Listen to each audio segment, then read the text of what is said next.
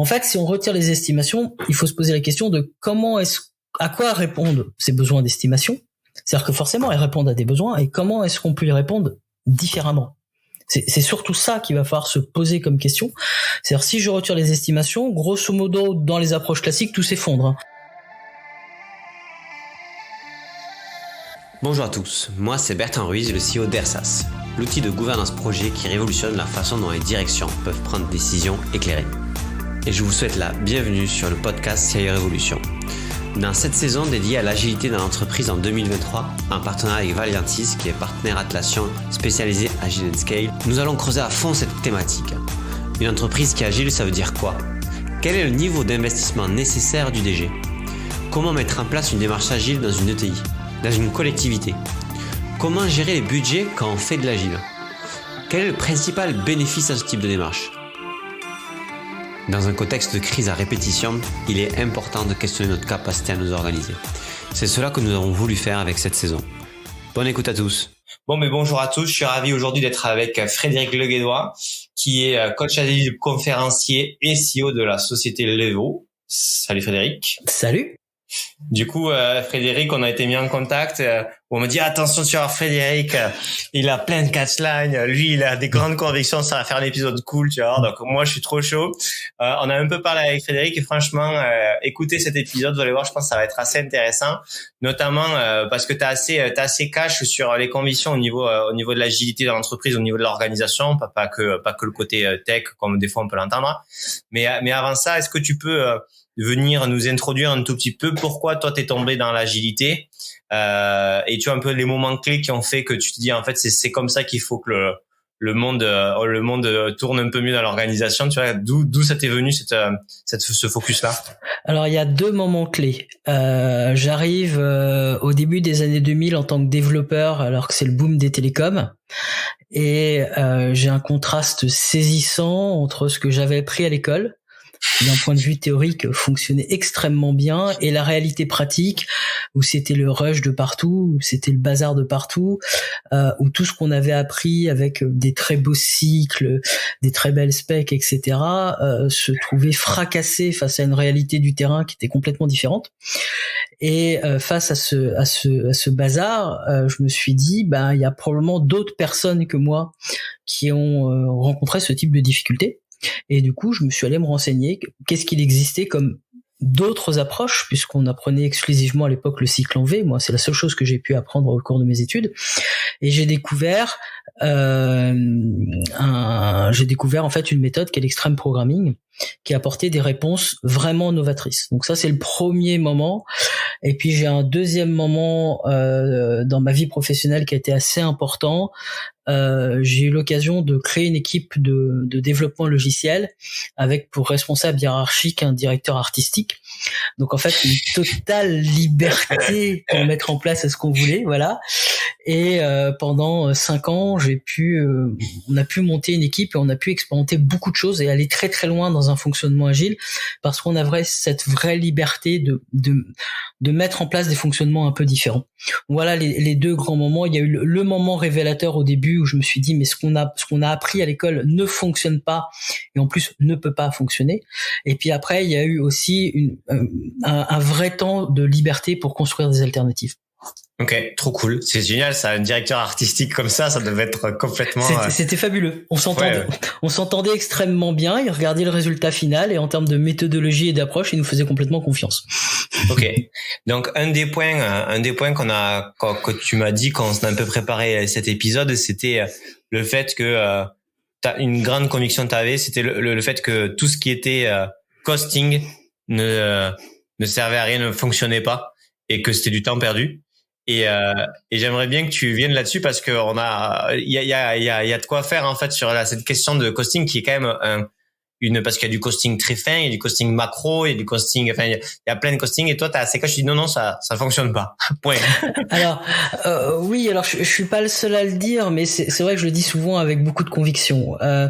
En fait, l'agilité privilégie une approche adaptative versus une approche prédictive qui sont les méthodes classiques. où finalement on part du principe que tout est prédictible et qu'on vit quelque part dans un monde immuable. Si on prend 6 mois pour faire un cahier des charges et décrire précisément un besoin, c'est qu'on part du principe qu'à l'issue de ces 6 mois, et d'ailleurs au cours de ces 6 mois, rien ne va changer dans le besoin. Et donc là-dessus, je suis pas le seul à le dire, qu'en fait le besoin évolue en permanence, que le marché évolue en permanence, qu'on a tout le temps des retours utilisateurs. Et donc en fait, on vit dans une certaine forme de complexité. On ne peut pas prédire ce qui va se passer, les choses émergent en permanence. J'ai beaucoup souri dernièrement parce que quand on regarde dans la presse, on nous dit qu'il y a eu la crise ukrainienne, qu'il y a eu le Covid et qu'il y a des crises incroyables qui sont en train de se produire maintenant, que ça s'est jamais produit, qu'il y a une accélération des crises. Mais j'aurais tendance à dire que l'innovation, c'est quand même souvent l'amnésie. On a oublié mai 68, on a oublié la guerre froide, on a oublié le mur de Berlin, on a oublié la crise des missiles de Cuba, on a oublié la Seconde Guerre mondiale, on a oublié la crise de 29. En fait, on a tout oublié pour penser qu'on vit une époque extraordinaire. En fait, on vit une époque complètement ordinaire où rien n'est prédictible et il y a des crises qui se succèdent à d'autres crises. Et ça, c'est la norme. C'est-à-dire qu'en fait, ce qui ne change pas, c'est le changement. La seule chose qui ne change vraiment jamais, c'est le changement. Et à mon sens, l'agilité, c'est l'acceptation que le monde change continuellement. Mais du coup, on a effectivement un petit problème qui se pose à nous. C'est que tout ce qui va être prédictif, et pas uniquement les coûts, mais les délais, les plannings, tout ce qui va se baser sur la prédiction du futur va s'effondrer. Et si on a cette perception du monde, c'est qu'est-ce qu'on va construire comme alternative à ça? C'est-à-dire que si on n'est plus capable de fonctionner dans un monde où on se dit je vais tout prédire ce qui va se passer ces 2 prochaines années, ça inclut le business plan de l'entreprise, le business plan de l'entrepreneur qui va aller voir sa banque pour obtenir un crédit. Et de toute façon, il n'aura pas de crédit puisque de toute façon il n'y a pas de fonds. Donc c'est pas le business plan qui va avoir un crédit. C'est vraiment quand il va avoir des clients, qu'il va avoir des financements. Donc quand ça va vraiment marcher, il va pouvoir obtenir un soutien. Et donc en fait, l'aspect prédictif ne marche pas. Et donc il faut privilégier un système plutôt adaptatif. Et je pense que là, les agilistes ont à peu près un consensus sur le sujet. Effectivement, je vais jusqu'au bout, c'est-à-dire il faut même pas prédire ce qui va se produire dans 15 jours, il faut pas chercher à le prédire parce que c'est une perte de temps. Et il faut substituer à ça, que ça soit sur les délais ou sur l'approche effectivement des coûts, quelque chose de purement adaptatif. Et donc du coup, la question qu'il y a dans le no costing, c'est-à-dire que tu fais pas par exemple même de costing macro, je sais pas, tu vois, il y a des méthodologies de t-shirt sizing, etc., pour dire un peu qu'est-ce qui rentre. Parce qu'en fait, il y a une question de base de temps dans tout ça. Oui. Prioriser sur 5 ans des projets ou des produits de manière fine. Je pense qu'il y a plein de gens qui sont 100% d'accord avec ce que tu viens de dire. Enfin, peut-être pas, 99%. C'est ça. À 3 ans, il y a des gens, peut-être on en a perdu 10-15. À l'année, on en a perdu au moins 50%. Au trimestre, on en a perdu 90. Et au mois, t'as perdu. Donc, en gros, c'est la question, j'ai l'impression que cette conviction-là, elle est adaptée à une espèce d'horizon de temps. Et est-ce que c'est vrai ou est-ce que c'est faux? Et du coup, comment tu gères ce pas de temps commun et à quel moment ça fonctionne ou ça fonctionne plus? Alors, je pense que ça fonctionne grosso modo à la demi-journée et du coup, ça n'a aucun intérêt. C'est-à-dire que les estimations, que ce soit les estimations de coûts, les estimations de délai, c'est comme la météo. La météo, si on va sur un événement sportif qui est hyper localisé et qu'on cherche une estimation hyper courte, c'est-à-dire que le matin on annonce la météo pour l'après-midi, c'est super fiable. Et dans nos métiers, c'est à peu près ça. C'est-à-dire qu'une équipe, ce qu'elle fera à la demi-journée suivante, c'est à peu près hyper fiable. 15 jours, c'est déjà très très ambitieux, pour pas dire pas très réaliste. En fait, si on retire les estimations, il faut se poser la question de à quoi répondent ces besoins d'estimation. C'est-à-dire que forcément, elles répondent à des besoins, et comment est-ce qu'on peut y répondre différemment? C'est surtout ça qu'il va falloir se poser comme question. C'est-à-dire, si je retire les estimations, grosso modo, dans les approches classiques, tout s'effondre, puisque on va recruter sur la base des estimations, on va vendre sur la base des estimations, on va contractualiser sur la base des estimations, on va communiquer sur la base des estimations, on va prioriser sur la base des estimations, donc on fait tout là-dessus. Et dans le même temps, tout le monde te dit oui, on sait que c'est pas fiable, mais on n'a pas le choix. Donc, on base toute notre activité sur quelque chose qui est pas fiable. Et donc, faut essayer de trouver des choses qui sont fiables pour communiquer. Alors, on va commencer par ce que tu évoquais tout à l'heure, les coûts. Comment est-ce que je fais pour gérer mon budget si je fais pas d'estimation? Je pense qu'il est important de préciser que l'estimation, c'est l'association d'un coût avec un périmètre fonctionnel. C'est-à-dire que si je mets un coût face à une liste de fonctionnalités détaillées, j'ai une estimation. Si je donne un budget pour m'attaquer à une problématique, je suis plus dans un monde prédictif, je suis dans un monde adaptatif. Donc c'est quelqu'un qui va venir te voir en disant j'ai besoin de sécuriser la plateforme et pour ça j'ai tel budget. Et donc ça, on peut aborder le coût par cette notion-là, c'est-à-dire non pas aborder le coût par une solution qui serait figée, finie et définie dans le détail, parce qu'on va se couper de toutes les opportunités qu'on va découvrir des prochains mois, mais un coût par objectif en fait, c'est-à-dire ou par problématique qu'on souhaite résoudre. Alors on va se poser la question qui va dire ok, c'est bien beau comme approche, mais si je confie ça à un prestataire, à une équipe, est-ce que j'ai pas un risque de me faire avoir quelque part? C'est-à-dire que je lui donne de l'argent et j'ai pas une garantie sur le résultat final. Il y a deux manières de gérer la confiance vis-à-vis d'un prestataire, vis-à-vis d'une équipe. Soit je suis dans un mode prédictif et je vais demander à la personne de manière très très détaillée ce qu'elle va fournir.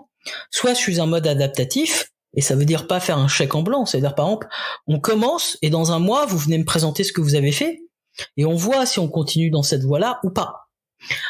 Donc c'est-à-dire, on a une période d'amorce où on part sur de la confiance, parce que finalement on vient de choisir son prestataire, on vient de choisir son équipe, donc a priori on a plutôt confiance, et puis on se dit, de manière régulière, on va suivre l'activité. Donc ça c'est pour l'aspect des coûts, et si tu veux que je détaille un peu les aspects des délais, comment est-ce qu'on peut gérer tous ces aspects-là, je peux aussi détailler. Du coup déjà il y a une question de granularité, donc en fait il y a une question de temporalité, ok, mais il y a une question de la promesse par rapport à cette temporalité-là. Toi ce que tu dis c'est ce que du coup comme tu disais beaucoup d'agistes sont d'accord, c'est ce que le périmètre fonctionnel ne peut pas être figé à une temporalité donnée à l'avance parce qu'il évolue, parce qu'il y a besoin d'échanges quand on le fait les choses pour redéfinir en fait la priorisation, parce qu'on s'aperçoit que ce petit truc là en fait c'est un gros truc, que ça c'est plus compliqué, que ça en fait c'est plus simple, et que du coup c'est ça a beaucoup d'impact, c'est pas juste à la marge quoi, c'est au cœur des enjeux de création.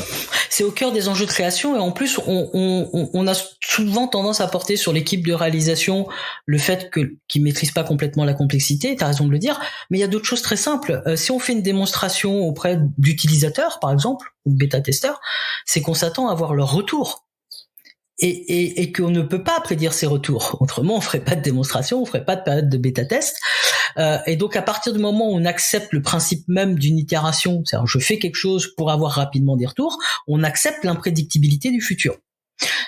C'est-à-dire, si je fais une démonstration, si je fais une période de bêta-test, c'est bien que je suis demandeur des retours des utilisateurs, je suis dans une certaine forme d'humilité en disant voici ce que j'ai compris de votre besoin aujourd'hui et je suis prêt à prendre en compte vos futurs besoins.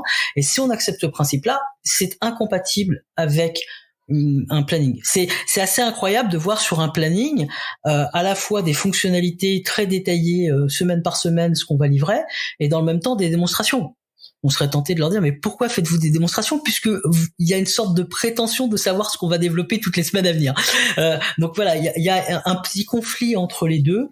Donc effectivement, on peut y aller de manière beaucoup plus humble en disant ok, on ne sait pas exactement ce qu'on va faire, mais au fur et à mesure, on va le découvrir, on va l'implémenter.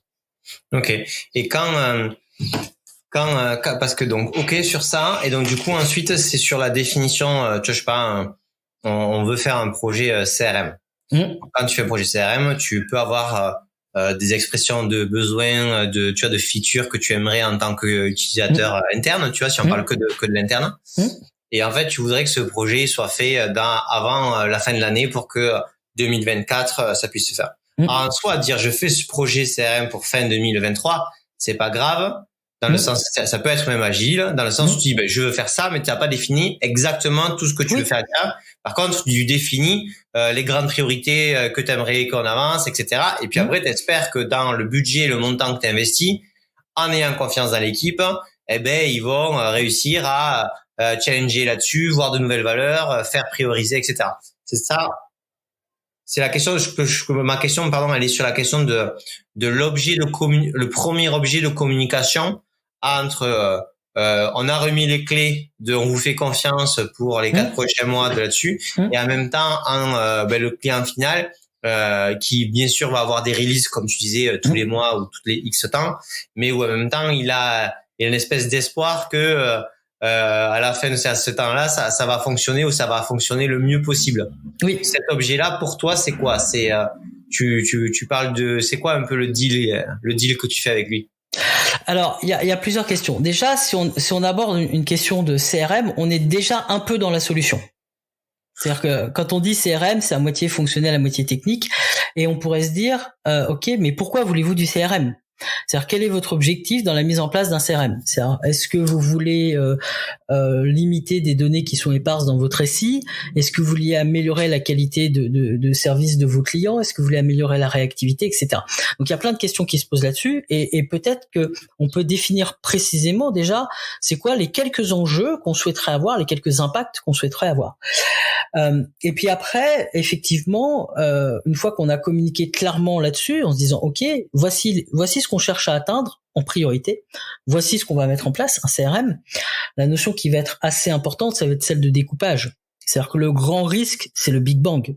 Le Big Bang où à un moment on va dire, on va tout casser du jour au lendemain, on va casser toutes les habitudes, on va casser tout le SI, on va changer tous nos process d'un seul coup, et on espère que ça va bien se passer. Bon, l'expérience nous montre que souvent le Big Bang ça se passe pas très bien, et donc après ça va être la question de la progressivité. Ça veut dire ok, on a bien défini les enjeux, on sait sur à peu près quelle technologie on va avoir.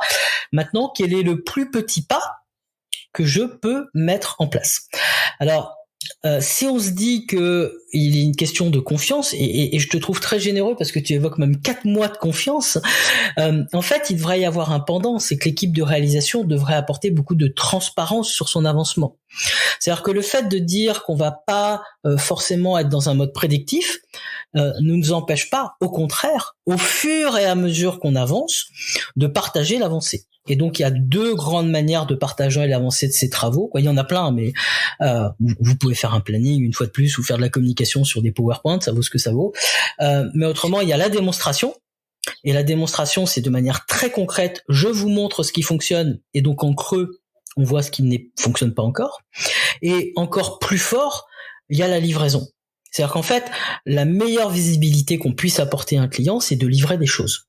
Et donc, si on veut être dans un mode adaptatif, ça se mérite. C'est-à-dire qu'il va falloir avoir un fonctionnement où on va être capable, idéalement, de livrer très rapidement, ou au moins de démontrer très rapidement, pour que le financeur, le client, la direction en face ait confiance, en se disant ok, j'ai des gens qui sont pas forcément capables de me dire précisément où on en sera dans 8 mois, mais de toute façon la direction sait très bien que c'est pas trop possible de le savoir. Par contre, j'ai des gens qui sont capables tous les 15 jours de me montrer des avancées concrètes, et ça avance bien. Donc, dans ce cas-là, je fais confiance. Alors, sur quoi communiquer, puisque c'est ta question initiale? Eh bien, probablement... Pas forcément communiquer, mais déjà, quel est l'objet commun de communication? L'objet commun de communication, ça va être le plus petit périmètre fonctionnel. Le plus petit périmètre fonctionnel. Tous les mots ont leur importance. C'est-à-dire qu'en fait... forcément, quand on est une équipe technique, on a tendance à voir les choses d'un point de vue technique, on est spécialisé là-dedans, et de communiquer d'un point de vue technique. Sauf que si on communique auprès d'un client ou d'une direction qui n'est pas technique en disant on a installé une base de données, on a configuré tel fichier, etc., on apporte beaucoup plus d'obscurité qu'on apporte de clarté sur notre fonctionnement. Et donc le fonctionnel, ça va être quoi ? Ça va être quelque chose qui peut être utilisé par les utilisateurs. Et pourquoi est-ce qu'on cherche à faire le plus petit ? Parce que si c'est petit à faire, a priori c'est simple et c'est rapide, et très rapidement on va pouvoir apporter de la confiance auprès de la direction, de la visibilité, parce qu'on aura fait un petit truc qui fonctionne, et surtout ce qu'on va chercher, c'est d'avoir des feedbacks des utilisateurs. Parce que quand j'ai une petite chose, je vais pouvoir la mettre à disposition, je vais pouvoir recueillir leur feedback.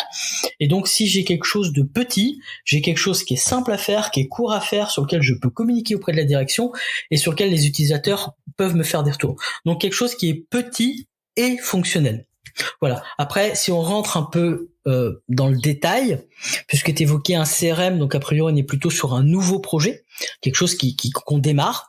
Alors personnellement, j'irais pas forcément chercher quelque chose qui a le plus de valeur, quelque chose qui est le plus important. Pourquoi ? Parce que si on démarre, souvent il y a un peu d'inertie au démarrage, et donc ça serait bien d'aller chercher quelque chose de très très simple. Voilà, c'est-à-dire d'aller chercher un petit truc simple qui va créer de la valeur pour les utilisateurs, histoire de générer beaucoup de confiance dès le début, et puis un peu comme un échauffement, et puis quand on aura livré quelques petits trucs simples, aller se dire ok, c'est quoi qui va apporter le plus de valeur à mes utilisateurs. Mais du coup, là, tu parlais de périmètre fonctionnel. Pourtant, la partie fonctionnalité, le côté fonctionnel, normalement, enfin, tu vois, c'est pas l'objet de discussion dans la priorisation, initialement. Parce que, par exemple, c'est une question. Parce que sinon, tu reviens dans le détail de tout ce que tu voudrais faire ou autre.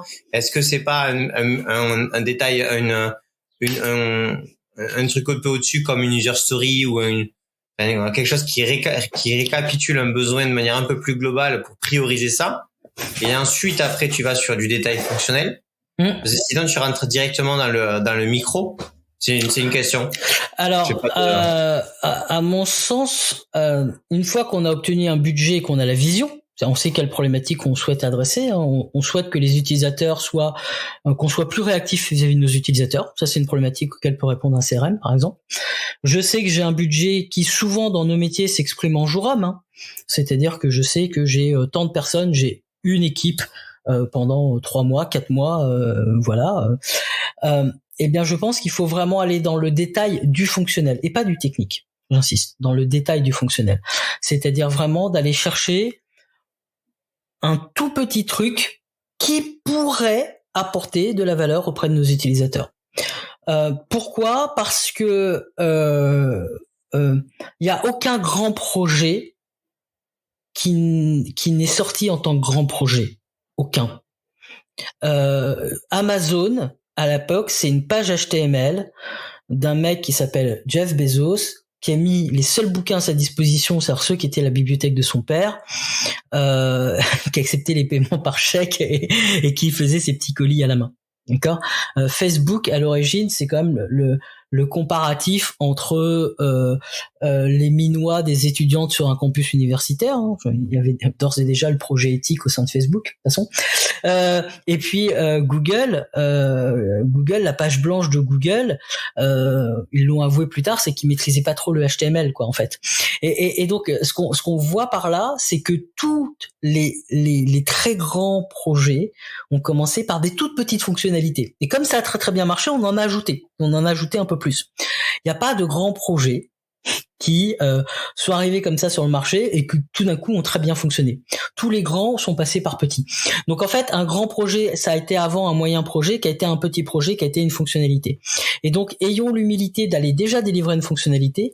Si on n'est pas capable de délivrer une petite fonctionnalité qui fonctionne, on risque d'avoir des difficultés à en délivrer beaucoup. Donc il y a cet aspect aussi qui va amener beaucoup de questions. Hein. Par exemple, si je veux délivrer une toute petite fonctionnalité, même très simple, où est-ce que je la déploie ? Comment est-ce que je déploie ? Comment est-ce que je communique auprès de mes utilisateurs ? Il y a plein de questions qui vont se poser quand on va faire ça. Et quand on l'aura fait une fois, ça sera plus simple de le faire la deuxième fois, la troisième fois, la quatrième fois, la cinquième fois, la sixième fois. Et à un moment, le fait de développer une fonctionnalité, de la livrer, ça devrait être un non-événement. Donc il y a quelque chose qui va devenir une récurrence et quelque chose de simple parce qu'on sera habitué à le faire. Ok. Et toi, du coup, tu dis donc il n'y a pas de gros projets. Il n'y a pas de gros projets initialement. Il y a des choses qui deviennent des gros projets parce que ça fonctionne. Je vais pas citer les noms, mais on les trouve dans la presse. Mais il y a plein de gros projets qui ont voulu se mettre comme des gros projets de l'État, qui ont voulu, par exemple, alors je peux en citer un, c'est le projet Louvois, la fusion de 17 systèmes de paye de l'armée de terre. Bon, faut voir le truc. Ça a duré des années, ça a échoué. Il y a des militaires qui étaient en opération, qui étaient pas payés, qui ont dû faire des crédits pour que leur famille puisse vivre, etc. C'était une catastrophe absolue. Pourquoi ? Parce qu'on a dit on va fusionner 17 systèmes de paye. Je crois que c'est 17, mais en tout cas c'est un nombre très conséquent. Peut-être qu'avec un peu d'humilité, on se serait dit, si déjà on essaie d'en fusionner 2, déjà, c'est bizarre de vouloir en fusionner 17 d'un coup. Peut-être qu'on a mis la barre très très haute. On sous-estime probablement la complexité et se dire, je vais commencer par quelque chose déjà de très simple.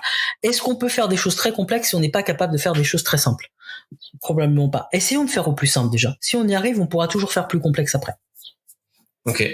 Et au niveau d'une direction, du coup, oui. Sur l'objet, on fait une direction, c'est pas forcément les 4 ou 5 ou 6 du CODIR, mais globalement de 6 levels là-dessus, qui eux vont réfléchir pas en mode fonctionnel micro, donc micro étant la plus petite expression fonctionnelle possible.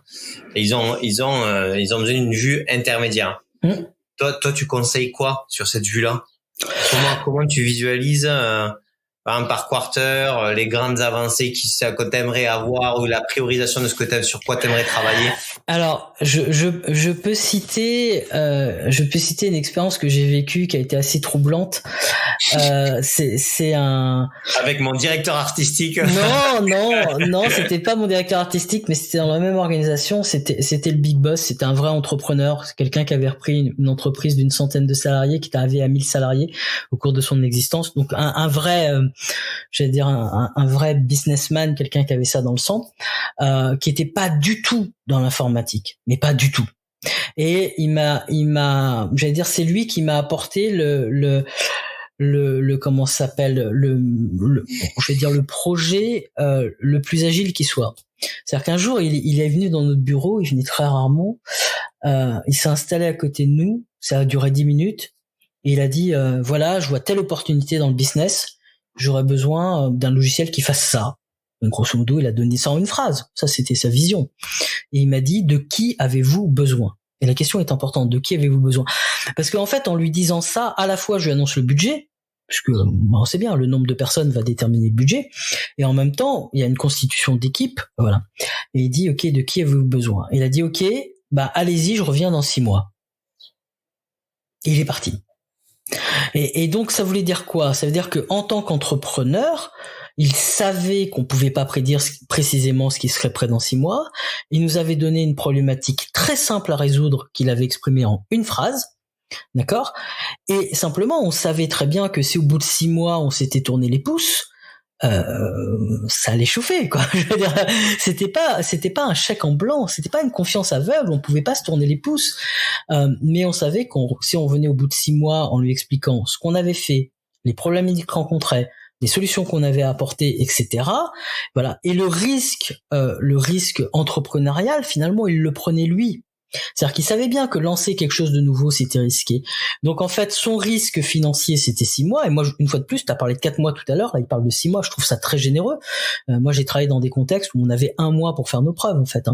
Donc, 6 mois, je trouve ça très généreux. C'est le risque entrepreneurial qu'il prend. Si jamais ça se passe mal, première hypothèse, ça s'arrête. Deuxième hypothèse, tu te prends la porte parce que t'as pas du tout été à la hauteur. Et donc en fait, la volonté d'aller vers du zéro risque, c'est-à-dire entreprendre des choses sans entreprendre. C'est-à-dire, on veut entreprendre quelque chose de nouveau, mais on veut déjà savoir ce qu'il y aura à la fin.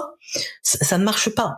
Et lui, qui était entrepreneur, qui connaissait rien au développement logiciel et à l'agilité, c'était une évidence pour lui que si on entreprenait quelque chose de nouveau, on pouvait pas prédire précisément ce qui se passerait dans 6 mois.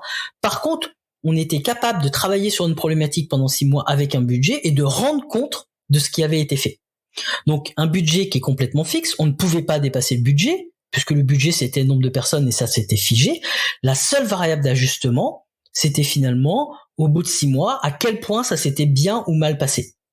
Et donc là, je pense que dans nos organisations, il y a une sorte de volonté de certitude qui va aller vers l'irrationnel. C'est-à-dire que non seulement on a le budget, on a la problématique, mais en plus on veut savoir dans le détail ce qui va être fait. Et ça va à l'encontre de notre expérience quotidienne où on s'aperçoit tous les jours qu'on découvre des choses. Je n'ai de cesse d'inciter toutes les personnes qui veulent en prendre conscience de faire ce que j'appelle le petit journal des découvertes. Alors c'est très simple, on se prend un carnet de notes et tous les jours quand on apprend une nouvelle information, on la note dans notre carnet de notes. Alors par exemple, je sais pas, mon lead dev est en arrêt maladie aujourd'hui et pour une semaine. Ça je le savais pas la semaine précédente. L'équipe avec laquelle je travaille le plus, il commence à y avoir un fort turnover. Et ça je le savais pas la semaine dernière. J'ai des retours des bêta-tests qui sont extrêmement élogieux. Ça je le savais pas la semaine dernière. Et donc ce journal des découvertes, et en fait si on marque au cours d'une journée toutes les nouvelles informations qu'on apprend, on s'aperçoit que c'est quasiment en continu. Donc en fait, nous apprenons en permanence de nouvelles choses. Comment est-ce que nous pourrions prédire dans ce contexte-là, sur plusieurs mois, ce qui va se passer ? C'est probablement pas possible. Donc du coup, toi, tu insistes vraiment sur le fait de dire En fait, la direction, elle priorise des problèmes à résoudre. Oui. Avec une deadline et des conditions de moyens. Oui. Et bien sûr, les conditions de moyens peuvent être challengées par l'équipe qui prend le truc en disant non, ce besoin-là, nous on est en creusé au bout d'un mois, c'est impossible de le résoudre avec ce moyen-là, etc. Et après, du coup, ça suffit à définir la priorisation d'une direction ou de C-level sur comment on priorise les choses. Alors, il y a deux éléments dans la question. Premièrement, souvent une direction a un budget, mais très souvent. Soit parce que c'est une direction d'un grand groupe, elle a un budget, soit c'est une start-up, elle a levé des fonds, elle a un budget, soit vous êtes dans une PME et vous avez un budget pour développer votre produit, donc il y a un budget. Et donc elle a des grandes problématiques à résoudre, et la manière dont elle peut aborder le sujet, c'est comment je fais de la répartition de mon budget. C'est plutôt une question de pondération qui va dire je veux mettre tant sur telle problématique, tant sur telle problématique, tant sur telle problématique. Et du coup, on peut avoir un budget sur 6 mois, sur 1 an pour s'attaquer à telle problématique. Après, il y a quelque chose qui est un héritage de notre culture traditionnelle, c'est de penser que le projet prime sur l'humain. Donc le projet prime sur la personne. C'est-à-dire qu'on a un problème à résoudre et on va créer ex nihilo une équipe, on va prendre les meilleurs spécialistes qui soient, on les met ensemble et on espère que le problème va se résoudre. On a juste oublié quelque chose qui s'appelle les interactions humaines. Et que ce qui va conditionner que ça va bien fonctionner, c'est les équipes qui sont solidaires, qui s'entendent bien, qui s'entraident, dans lesquelles il y a une superbe ambiance. On aura du mal à avoir une équipe super performante qui se crêpe le chignon à longueur de journée. Il y a quelque chose qui est antagoniste là-dedans. Or, ça prend beaucoup de temps de constituer ce genre d'équipe. Et si on remet en cause les équipes tous les 6 mois parce que on pense que l'équipe doit être créée ex nihilo pour chaque nouveau projet, on risque d'avoir un sujet. Et donc, dans une organisation agile, on va plutôt avoir des équipes qui vont être relativement stables dans le temps. C'est-à-dire qu'on a des équipes hyper performantes de gens qui s'entendent bien, qui se connaissent depuis un certain temps. Ça veut pas dire immuable. On peut avoir du turnover, on peut avoir des prestataires qui arrivent pendant quelques années, on peut avoir etc. Mais on va plutôt avoir des équipes stables dans lesquelles on va verser des problématiques. C'est-à-dire que l'équipe, c'est ce qu'on a quasiment de plus précieux. On a des gens qui s'entendent bien, qui sont hyper performants, et on leur donne une problématique à résoudre. On peut pas. Je vais donner un exemple très simple, mais vous pouvez pas envoyer. Vous imaginez pas que des gens, par exemple du GIGN, soient hyper performants s'ils se découvrent le jour même. Voilà, on sent bien qu'il faut qu'il y ait un esprit de corps, que les gens s'entraident, que les gens se connaissent pour aborder une problématique complexe.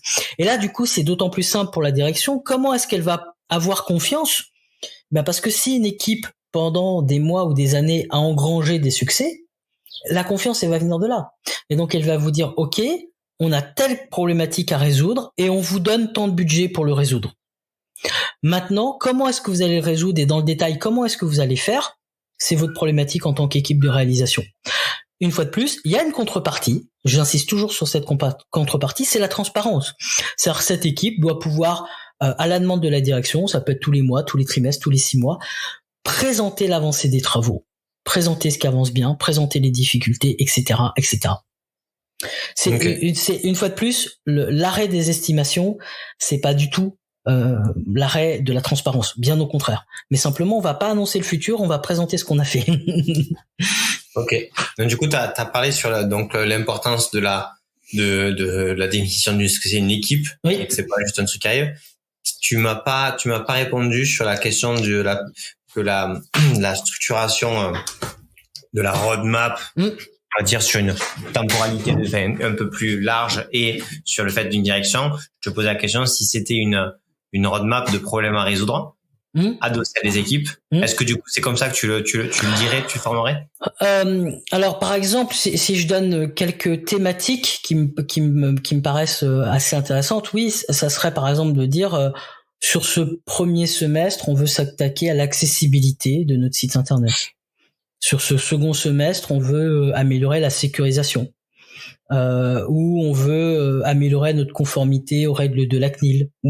Voilà, c'est une vraie problématique comme celle-là. Et ensuite, effectivement, c'est pas un chèque en blanc, c'est de dire, et on souhaiterait avoir par exemple une démonstration tous les mois. Alors ça dépend, hein. Dans les très grandes structures, tu vas pas avoir ton DSI qui va passer tous les mois, il passera une fois par an. Mais on peut imaginer ça et de dire, on voudrait savoir comment ça avance régulièrement. Et ensuite, la direction, il y a un moment, soit on constate a posteriori la performance de son équipe, soit on constate la non-performance, mais l'engagement initial n'y fera rien. Je veux dire, le planning n'a jamais fait le délai. Jamais. Le planning fait le retard, mais c'est pas parce que une équipe, notamment dans des grandes entreprises, vont annoncer que quelque chose sortira à telle date que ça va se produire comme par magie. Donc, en fait, l'engagement initial de penser que fixer un planning, ça va fixer la deadline et qu'elle sera respectée, c'est quelque chose où on s'aperçoit au quotidien que ça marche pas vraiment comme ça en fait. Ouais, moi je parlais pas parce que tu parles de deadline. Si la deadline ça fonctionne, si le périmètre fonctionnel est ouvert. Oui, c'est ça. Et donc, du coup, il n'y a plus d'estimation. Oui, bien sûr. C'est-à-dire que tu peux dire, on veut, par exemple, améliorer notre conformité réglementaire dans 3 mois. Ça, c'est une vraie problématique. Donc là, on a la deadline. Ou passer de réduire, parce que là, tu le tournes sans objectif chiffré ou précis, mais ça peut être bien réduire de 20% le nombre de tickets en améliorant, le support. C'est un objectif. Oui, c'est un objectif. Alors après, la difficulté de l'objectif comme ça, c'est que il faut prédire ce qu'il faut faire techniquement. C'est-à-dire qu'il faut prédire techniquement ce qu'il va faire, que ça va réduire de 20%, prédire techniquement à quel point c'est possible ou pas. Par contre, oui, si l'objectif n'est pas trop ferme, c'est-à-dire si on se dit voilà, nous c'est cette direction qu'on voudrait avoir et ça nous donnerait satisfaction, pourquoi pas. Ça donne un cap. Ok, mais du coup, tu vois, on arrive toujours à cette difficulté tu parles tout le temps de question de chèque en blanc, de machin, etc. C'est que si on prend l'analogie avec les commerciaux, les commerciaux, quand ils commencent à vendre le truc, etc., ils savent pas s'ils vont vendre à la fin du quarter pour 100, pour 150. Ils essayent de petit à petit, comme tu le disais, avec une équipe à comprendre. Mais du coup, les objectifs qui se fixent ou qui sont fixés sont toujours des choses qui se dépendent des autres. Et pourtant, ça fonctionne comme ça et ça fait avancer les choses. Donc, il y a quand même une question sur le fait d'accepter un enjeu. Pas forcément, tu parlais tout le temps de périmètre fonctionnel, mais pas forcément au niveau du périmètre, mais de qu'est-ce qu'on arrive à faire ensemble pour ce quarter, pour ce semestre-là. Parce que si c'est juste travailler sur le RGPD avec une équipe et avec un point, c'est pas, ça me va bien de dire au bout de mois et tous les mois, pendant 6 mois, on regarde ce qui est fait, on a confiance. Mais quand même, t'as envie de te fixer un objectif, de dire, OK, où c'est qu'on doit arriver? Des fois, tu as des échéances qui sont commerciales, des échéances juridiques, et du coup, ton point d'arrivée, il est plus fixe que ce que tu aimerais qu'il soit. Ouais, mais il faut juste vérifier si sur le terrain ça marche. Cette approche-là, c'est-à-dire que est-ce que au quotidien, quand on accompagne des équipes, des entreprises, est-ce que fixer un objectif, ça fait que l'objectif est atteint? Je pense qu'il y a des métiers très différents entre le commerce et des aspects notamment de développement logiciel. C'est des choses qui se mesurent. C'est très simple à mesurer le respect d'estimation, d'accord? Il suffit de prendre un carnet de notes et de se dire OK, on a pris tel engagement à telle date, et après il y a 2 valeurs qu'on peut avoir sur X estimations, combien sont vraies ou fausses. Et quand elles sont fausses, quel est le pourcentage d'erreur? C'est 2 valeurs différentes. C'est-à-dire, je fais 100 estimations, j'en ai combien qui sont bonnes ou fausses? Et si j'ai annoncé 2 mois, est-ce que c'est 2 mois et 3 jours? Voilà. Et donc ça s'appelle établir des ABAC. C'est assez incroyable à quel point il y a beaucoup d'organisations qui défendent finalement ce système basé sur des estimations qui n'ont aucune ABAC. Aucune. Et parfois qui sont en place depuis des décennies. Alors il se trouve que parfois quand je suis d'humeur taquine, je fais des ABAC Et c'est très drôle de voir les résultats, parce que on peut avoir, par exemple, 98% des estimations qui sont fausses, et puis quand elles sont fausses, on s'aperçoit que parfois elles sont fausses jusqu'à 300, 400, 500, 600, 700% fausses. Et donc tout le monde a un peu conscience que le truc est bancal. J'étais récemment sur une réunion et je voyais un planning apparaître et je dis quel est votre degré de confiance, et on fait le tour de table et tout le monde te dit le planning est faux. Tout le monde le sait. Et du coup, mais est-ce qu'on a réfléchi à une alternative? Et donc, allons jusqu'au bout de l'exercice. C'est-à-dire que on peut faire la chose à condition qu'on la mesure. Ça dépend beaucoup des activités. Une activité reproductible, par exemple, installer quelque chose, c'est reproductible, c'est automatisable. J'ai aucun problème à le mesurer. Même des tickets de résolution de problèmes, on sait qu'on en aura des courts, des complexes. Aucun problème à annoncer un nombre de tickets par personne. Dès que les activités vont devenir très complexes, il est probable qu'on rentre en terrain miné, sachant que on va avoir, et on l'a pas précisé, mais c'est important de le préciser, des effets néfastes. On va avoir des effets néfastes. Le premier, c'est que si on fixe des objectifs et qui sont jamais atteints alors que l'équipe est hyper impliquée, on va mettre systématiquement l'équipe en échec. Et une équipe qui part d'échec en échec, à un moment, elle va être démotivée. Donc ça, c'est quand même le premier aspect, c'est-à-dire qu'on met en place des deadlines pour motiver les gens. Alors ça marche très très bien avec le petit jeune qui sort de l'école pendant 6 mois avec des profils seniors qui savent très bien que le truc est pas très rationnel. Il est probable qu'on les motive pas. Donc ça c'est le premier aspect. Le deuxième aspect, si on met une deadline très forte, les gens vont la tenir. Il y a pas de problème, ils savent le faire, mais la qualité va passer à la trappe. Et donc là, on aura un problème. Le troisième problème, je l'évoquais, de démotivation, ça peut amener des burn-out. Et donc, il y a quand même beaucoup d'effets néfastes associés à un fonctionnement prédictif. Et puis, il y en a un qu'on évoque peu. Mais pour citer quelqu'un d'assez connu, c'est que ça coûte un pognon de dingue. C'est-à-dire que le temps de faire les estimations, le temps de justifier les estimations, le temps de justifier pourquoi les estimations sont pas tenues, le temps de faire une réévaluation des estimations, d'expliquer pourquoi est-ce qu'on décale, etc. Pendant tout ce temps-là, on ne travaille pas. Ça veut dire que si tu as une équipe de 5 personnes, admettons, qui fait quelque chose, eh bien, 100% du temps pour faire des estimations, c'est autant de fonctionnalités en moins de développer. Et donc ça, souvent, on le sous-estime un peu, mais quand on rentre dans un fonctionnement sans estimation, tout devient beaucoup plus léger et beaucoup plus simple. Voilà. Dans certaines équipes, il y a des personnes à temps plein qui font ça. Tu sais, moi, je comprends, je t'avoue, je comprends vraiment ce que tu dis sur le côté prévision du futur, ouais, etc. J'ai pas d'enjeu là-dessus. Par contre, tu vois, j'ai toujours pas compris. Tu parles de transparence sur l'exécution en continu. Je comprends ce que tu dis, c'est-à-dire se forcer à aller montrer ce qu'on a fait, à être sûr que ce qu'on fait, ça va dans la bonne direction. Par contre, j'ai l'impression que il n'y a pas de roadmap possible. Oui, il y a pas de roadmap. Bien sûr, il y a pas de roadmap possible. Il y a pas de planning possible, il y a pas de roadmap possible. Donc bien en fait, c'est le no estimate, mais aussi le no roadmap. Ça dépend comment on définit une roadmap. Si on définit la roadmap, donc qu'est-ce qu'on va faire, qu'est-ce qu'on va livrer ces 3 prochaines années? À partir du moment ça, je suis d'accord. C'est ça, tu l'as bien défini. Livrer est un périmètre fonctionnel précis. C'est ça. Mais du coup, tu vois, c'est pour ça que je parlais de quel est l'objet commun. Moi, j'ai pas compris quel était l'objet commun de discussion de roadmap. Alors, à mon sens, alors, je leur donne, par exemple, si on te dit sur un semestre, le but c'est d'améliorer la sécurisation, la sécurité de notre plateforme, d'accord? Il est là l'objet commun entre une direction qui va vous dire j'ai tant de budget pour améliorer la sécurité et une équipe. Maintenant, ok, donc là c'est moyen et direction, enfin dans quel sens on va, mais pas résultat clé. Parce que du coup c'est par exemple tu vois la méthodologie qui est pas du tout, enfin on parle Andor projet ou agile et de ça, tu vois méthodologie OKR. Ouais. Objectif qui résulte, tu vois, elle est en train quand même de bien percer dans pas mal d'organisations, ça elle a des côtés positifs et des côtés négatifs comme tout framework autre. Et tu vois, il est orienté, donc il y a un pas de temps et une question de qui résulte. Et la façon dont tu écris le qui résulte, peut être pertinent ou non en fonction de comment tu le fais. Toi, tu le vois comment par rapport à ça? Expérimentons et mesurons une fois de plus C'est-à-dire que est-ce que cette approche est rationnelle? C'est toute la question que je pose.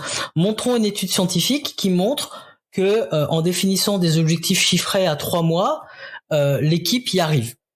Et j'entends, parce que c'est quelque chose qu'on entend assez souvent, par exemple, qu'on va pas donner d'objectif technique mais un objectif opérationnel qui est plutôt intéressant en soi, hein. C'est-à-dire on va plutôt on donne souvent l'exemple d'Airbnb, de dire que notre objectif c'est d'accroître le nombre de réservations par nuit. Je trouve ça très intéressant. Mais mesurons à quel point une équipe technique qui fait des fonctionnalités est capable de prédire l'accroissement du taux de réservation.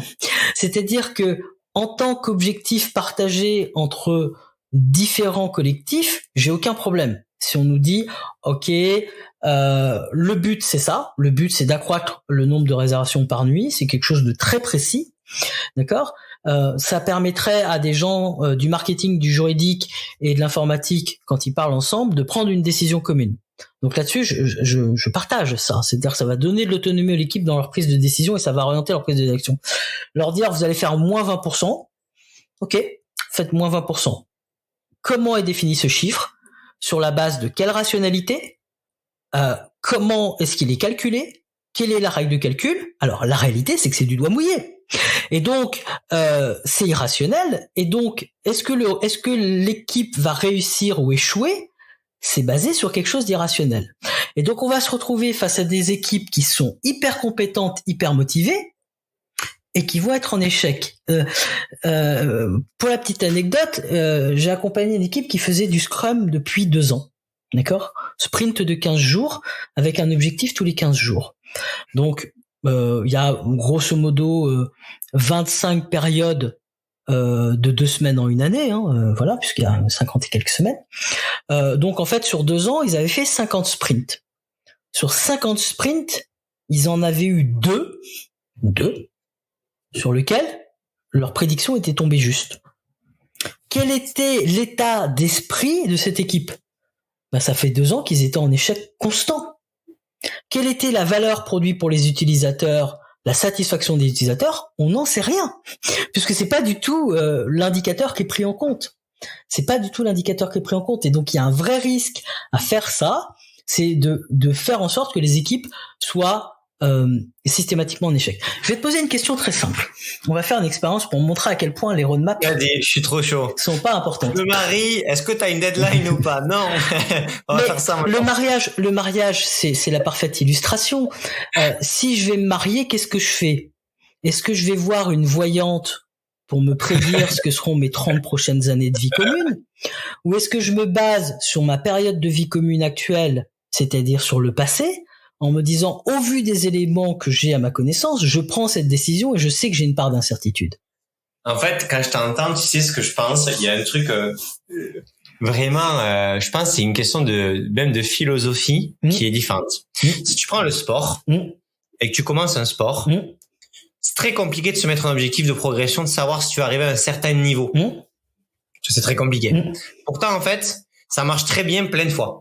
C'est juste qu'à part, en fonction de d'où tu pars et du niveau que tu te mets, c'est de plus en plus difficile. On est d'accord. Mais pourtant, en fait, moi, j'en rencontre plein de gens qui se mettent des objectifs. Tu te dis, mais vous êtes un peu fou, tu vois. Et en fait, cet objectif-là leur a permis, et du coup, et il y en a d'autres qui l'auraient pas tenu.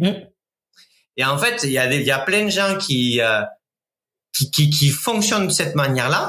Et donc, du coup, j'ai l'impression, quand je t'entends parler, que dans plein d'organisations, c'est pas très rationnel. C'est-à-dire, il y a rien qui te demande, qui te dit, tu vois, ils ont pas dit, je vais faire 1 mois, je sais pas moi, d'escalade et je vais me donner le niveau que je voudrais attendre dans 8 mois parce qu'au bout d'1 an, c'est pareil. Mais pourtant, ils font comme ça. Et j'ai l'impression que ce côté un peu compétition, un peu challenge perso via le sport est une culture assez répandue dans la société, dans l'organisation.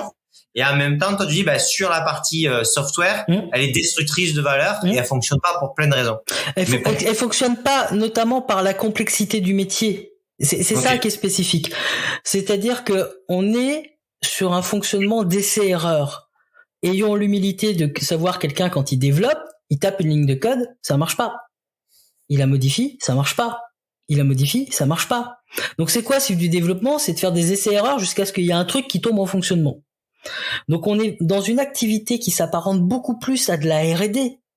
Et quand on prend les chiffres, et moi j'adore faire de la rétrospective sur les chiffres, non pas pour les améliorer, mais pour constater le désastre, j'ai quand même constaté, parce que ces chiffres sont réels, que des choses qui ont été vendues 2 jours ont pris 80 jours.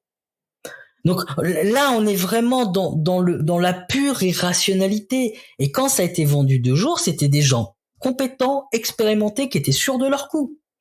Et donc, c'est pas, j'entends la métaphore du sport, mais si on constatait des écarts entre les estimations et le réalisé de 2-3%, on se dirait on va donner un coup de collier, on va se motiver. Mais quand les écarts sont de l'ordre de 200, 300, 400, 500, 600%, il y a plus de question de coup de collier. C'est-à-dire que juste, on est parti sur quelque chose d'assez irrationnel. Donc la question, c'est comment ramener de la rationalité dans nos métiers, et notamment, comment est-ce qu'on va garder de la motivation des personnes, le mode prédictif sur le court terme avec des juniors est motivant, sur le long terme avec des seniors, il est démotivant. Moi, j'ai plein de gens qui m'appellent, qui me disent Frédéric, j'adore mon métier, j'adore ce que je fais, on se donne à fond, mais là, ça fait 6 mois que tous les 15 jours, on me dit que je suis pas bon parce que les estimations sont pas bonnes. Où est-ce que je peux aller travailler? et là, on va perdre quelqu'un de valeur. Donc, pour reprendre notre petite expérience de pensée, voilà, on va faire la petite expérience de pensée. Est-ce que tu peux penser au logiciel que tu apprécies le plus utiliser au quotidien? Au quotidien, vraiment au quotidien? Au quotidien, où tu as l'habitude d'utiliser le logiciel qui te rend service, etc. Tu l'as? Tu le visualises bien? Ouais, c'est bon. Ok. On va faire l'inverse. Donc le logiciel que tu détestes utiliser, celui que vraiment ça te pèse le plus d'utiliser, que tu dois l'utiliser. Bon. T'en as peut-être pas beaucoup. J'ai. T'en as un. Ok. Alors maintenant ma question c'est combien de fois dans ta vie t'es allé voir la roadmap du premier et la roadmap du deuxième? C'est une bonne question. Mais franchement, moi, je suis un mauvais utilisateur, mais je vais voir les roadmaps des deux. Ok. Parce que, en fait, il y en a un, c'est en mode, qu'est-ce qu'ils vont shipper ou du coup, pour être dans les bonnes pratiques. Et donc, du coup, tu vois, bien setup les choses par rapport à ce qu'ils font et dire, ah putain, voilà où on pourrait aller. Et l'autre, c'est painful sur, est-ce qu'ils vont répondre à ça. On est plutôt dans un contexte professionnel. Ok. Ouais, là c'est pro. Ouais, pardon. C'est pro. Mais est-ce qu'on pense vraiment que les utilisateurs de Gmail vont un jour aller voir Gmail? Les gens vont pas le voir. Non. Bien sûr. Donc les gens vont pas voir les roadmaps déjà. Admettons maintenant que les gens aillent voir les roadmaps. D'accord? Est-ce qu'on pense vraiment que toi le logiciel que tu adores utiliser, celui que tu préfères, un jour la fonctionnalité soit pas livrée, tu te dis je n'aime pas utiliser le logiciel alors que je l'adore utiliser parce que la fonctionnalité n'arrive pas. À l'inverse, admettons que le logiciel que tu détestes utiliser livre une fonctionnalité que tu n'aimes pas utiliser à la date prévue. Tu dis je déteste la fonctionnalité, mais finalement comme elle est livrée à la date prévue, j'adore l'utiliser. Donc en fait, l'aspect roadmap n'a pas d'importance pour les utilisateurs et est complètement écrasé par la qualité intrinsèque du produit. Ce qui fait que les utilisateurs aiment utiliser un produit, c'est que le produit est bon. Ce qui fait qu'ils aiment pas utiliser un produit, c'est que le produit n'est pas bon. Indépendamment de la roadmap. Et donc, en fait, si je fais moins de temps sur les roadmaps, ça me permet de me concentrer sur ce qui va apporter de la satisfaction utilisateur, comprendre le besoin, développer, tester, livrer. Comprendre le besoin, développer, tester, livrer. Comprendre le besoin, développer, tester, livrer. 100% du temps qui est consacré à ne pas faire ça, c'est du temps perdu. Okay. Donc, en fait, admettons qu'on prenne 10% du temps pour faire des estimations. 10%, ça arrive très vite. Tu sais, dans des fonctionnements Scrum où on va se dire qu'on va faire un planning meeting le lundi matin, là, sur un Scrum de 15 jours. Et puis que la rétrospective, le vendredi après-midi, au bout de 15 jours, elle est complètement absorbée pour pourquoi est-ce qu'on n'a pas respecté le truc. On a pris une demi-journée plus une demi-journée sur 10 jours de travail. Ça fait une journée sur 10 jours de travail. Ça fait 10% du temps. Ça arrive très très vite, 10% du temps. Eh bien, pendant 10% du temps, je n'ai pas accompagné mes utilisateurs, j'ai pas compris leurs besoins, j'ai pas développé, j'ai pas testé. Donc, j'étais à 90% de mes capacités. Donc, il y a un effet néfaste pour quelque chose où la plupart des utilisateurs ne vont pas voir les roadmaps et en tout cas, c'est pas ce qui va accroître leur satisfaction ou amener de l'insatisfaction. Ce qui le fait vraiment, c'est la qualité du produit. Est-ce que ça répond à leurs attentes, à leurs besoins? Un autre illustration, quand Apple ou Samsung t'annoncent un téléphone mobile, c'est pas 5 ans à l'avance, hein.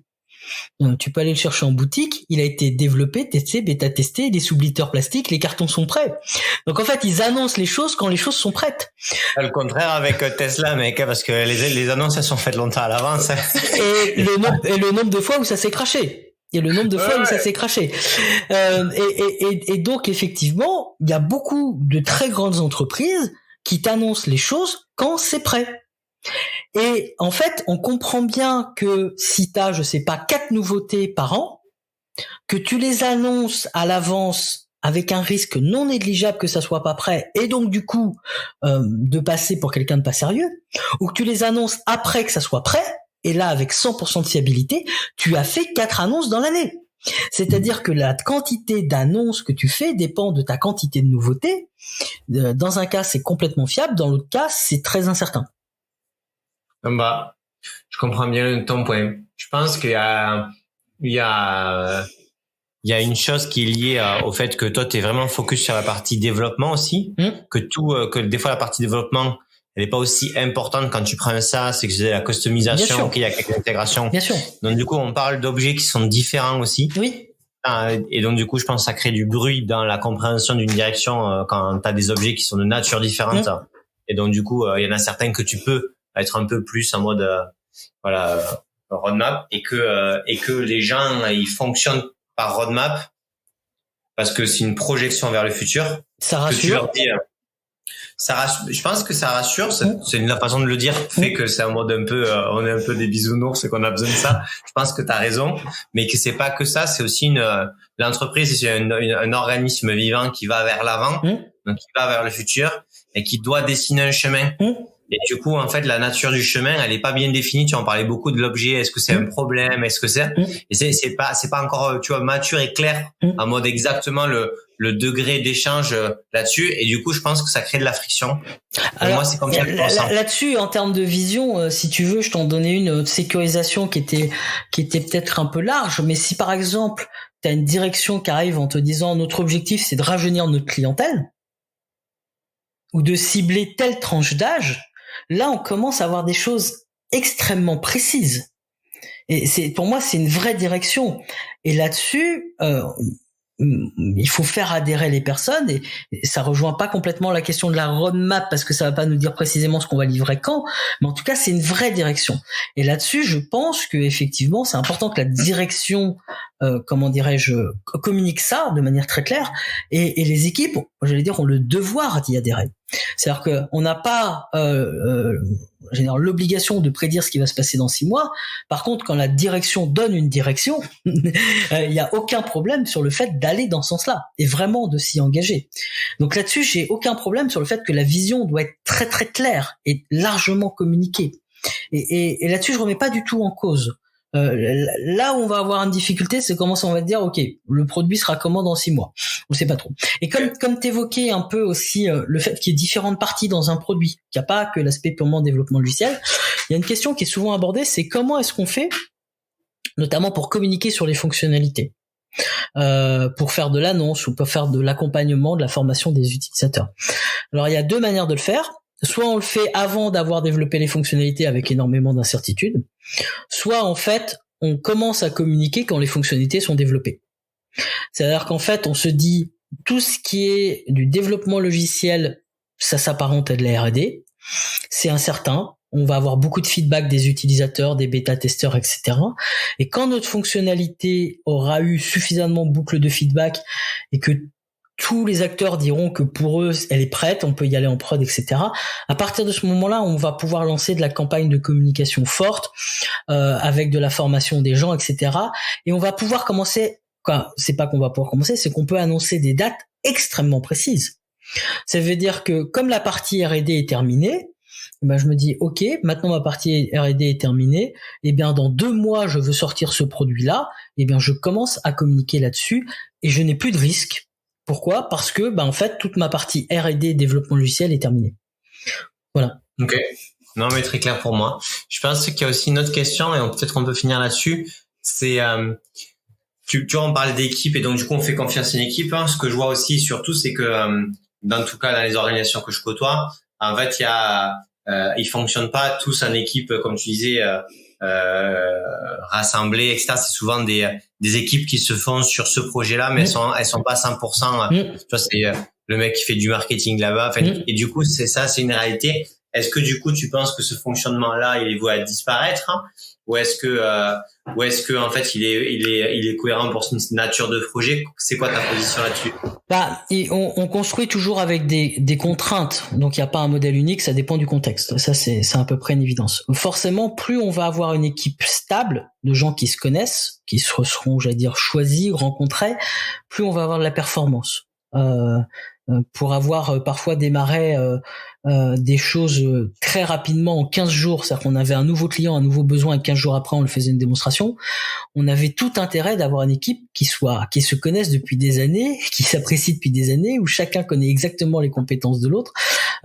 Autrement, il y a trop d'incertitudes et voilà. Donc s'appuyer sur l'équipe, c'est une bonne chose. La question après, c'est comment est-ce que on va se synchroniser avec des personnes qui sont finalement hors de l'équipe. D'accord, c'est-à-dire ce que t'évoquais ponctuellement. Je veux que mon équipe de dev se synchronise avec quelqu'un du marketing, ce genre de choses. Alors il y a plusieurs manières de le faire. La manière la plus forte, c'est d'intégrer la personne, mais il faut qu'elle soit disponible à temps plein. La manière un peu plus légère, ça va être de dire, par exemple, cette personne va intégrer à mi-temps l'équipe pendant 3, 4, 5, 6 mois. Vraiment intégré, c'est-à-dire qu'il va venir à toutes les réunions, il va banaliser du temps, pendant ce temps-là il sera vraiment dans l'équipe. La manière un peu plus légère, encore plus légère, c'est de se dire par exemple on va se faire un point de 20 minutes toutes les semaines pour chacun partager nos avancées respectives. Dans tous les cas, on est sur des gens qui vont se parler régulièrement. Ce qui ne fonctionne pas, c'est quand des gens qui doivent travailler ensemble se parlent pas. Alors dit comme ça, c'est une lapalissade, mais c'est parfois, notamment dans des grandes entreprises, quasiment une constante. C'est-à-dire que il y a plusieurs équipes qui doivent collaborer ensemble pour aboutir à un résultat et qui ne se parlent pas. Et là, l'absence totale de dialogue et de dialogue récurrent, régulier, pour régulièrement mettre à jour ces informations respectives, elle est hautement nuisible. Elle est vraiment nuisible. Et c'est important que les équipes parlent en direct. C'est-à-dire que très traditionnellement, on disait, on va mettre un intermédiaire. On pouvait l'appeler chef de projet, coordinateur, ce qu'on voulait. Le problème de cet intermédiaire, c'est qu'il va poser des questions à l'un, il va aller voir l'autre, il va revenir l'un, il va voir l'autre. Et donc, s'il faut qu'il y ait 300 ou 400 allers-retours, il peut s'épuiser. Alors que 300 ou 400 allers-retours, c'est quelques réunions si les gens se parlent en direct. Donc vraiment que les équipes qui doivent travailler ensemble se parlent. Une fois de plus, ça paraît une lapalissade, et pourtant, dans plein d'organisations, on voit des équipes qui devraient travailler ensemble, qui ont un sujet qui travaille ensemble, et on s'aperçoit qu'ils se sont parlé il y a 3 mois, 6 mois, et que depuis, ils se sont plus parlé. Donc voilà, le dialogue soutenu. Et puis après, c'est ce que j'évoquais, intégration à temps partiel de l'équipe, intégration à temps plein dans l'équipe. Donc vraiment réunir les personnes. Alors comment est-ce qu'on détermine ça? Principalement en fonction de la charge du contributeur qui va nous rejoindre.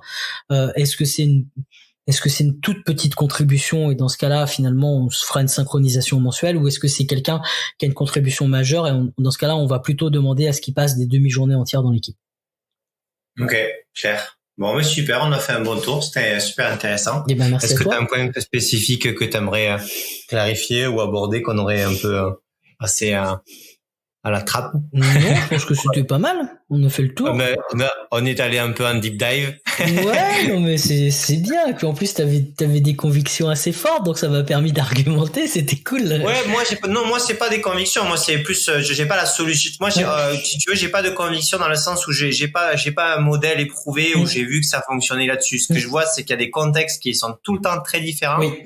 Et que donc du coup en fait les objets communs de communication sont vraiment précieux de définir ça, et ça peut changer. Tu vois, on peut passer d'une société qui fait peu de logiciels, développement interne parce qu'ils achètent plein de ça, à un beaucoup, mais que du coup la direction elle veut pas lâcher sur la compréhension de comment elle se projette dans le futur, parce que c'est sa nature à elle. Oui, j'ai aucun problème avec ça. Que la direction donne la direction, c'est important. Que la direction donne la direction associée à un budget, c'est important. Et que dans toutes les entreprises que je vois où le travail n'est pas fait, c'est un flou qui règne. Et les équipes sont en difficulté. Donc vraiment, le fait que la direction dise voici notre problématique, voici ce qu'on cherche à faire, voici le budget qu'on a, c'est extrêmement important. Là où je commence à avoir une petite problématique, c'est quand on nous dit et dans 3 mois, voici précisément ce qui devrait être livré. Et là, on voit que il commence à avoir un gros grain de sable dans notre organisation. Clairement. Non, voilà. On est aligné. Bon, mais super. Bah, écoute, merci Frédéric. Les gens, s'ils sont chauds pour te poser des questions, etc. Donc, même si tu fais plusieurs conférences, ils peuvent te contacter sur LinkedIn pour continuer à échanger avec Twitter, LinkedIn, et puis autrement, le site c'est exnovo.io. Ok, et on le mettra dans la description comme ça, les gens pourront le trouver super simplement. Bon, mais merci Frédéric, c'était très cool. Eh ben merci à toi, bonne soirée. Bon, mais j'espère que vous avez adoré ce podcast comme nous. C'est super intéressant de pouvoir poser toutes ces questions et vraiment aller au fond des choses. Pour aller encore plus loin, on lance un cycle de live un vendredi sur 2, du coup entre 13h et 14h, entre 11h et midi. Donc pour vous inscrire, soit vous suivez sur LinkedIn où vous verrez les événements passer, soit vous allez sur ersas.io et vous aurez tous les événements qui vont sortir. Donc n'hésitez pas, dans ces lives, vous pouvez poser vos questions et intervenir directement avec le speaker. Et en attendant, bien sûr, n'hésitez pas à partager le podcast sur LinkedIn et à le noter sur Apple Podcasts ou Spotify. Merci à tous.